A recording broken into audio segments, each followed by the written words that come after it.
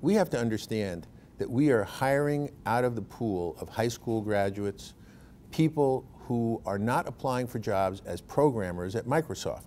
Those people know how to read well, those people have computing skills, they have math skills.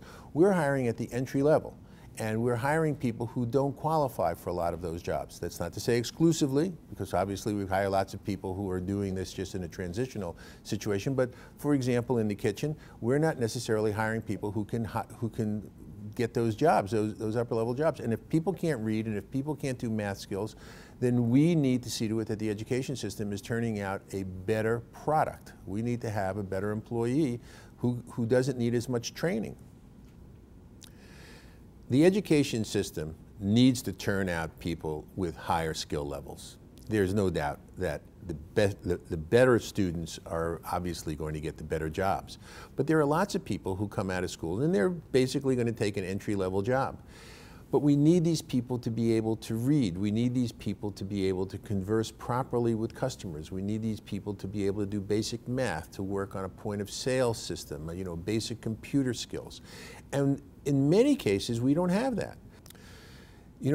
Schools are generally controlled by the local school boards, and I think that's where the restaurant operator can most easily have his impact or her impact felt, and that's the easiest place to get involved.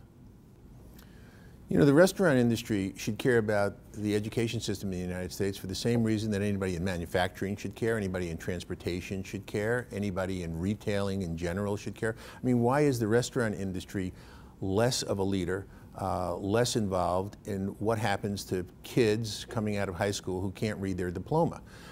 It's an obligation of everybody in this country. I mean, there's a certain level of patriotism that you can start off there, a certain level of patriotism that people ought to have to see to it that we have an education system that doesn't produce kids who can't get a job in a restaurant. And today there are lots of people who apply for jobs in restaurants who literally can't read, who can't do basic math. 30% of the high school graduates that apply to the military are rejected because they have poor reading or math skills. This is a national problem. It's also a problem for every business that wants to hire somebody. But we need to be as involved in this as any other business. I don't know why the restaurant should see themselves as not having a dog in this fight. You want to know how the national debt is affecting this industry? Tune in for the next segment.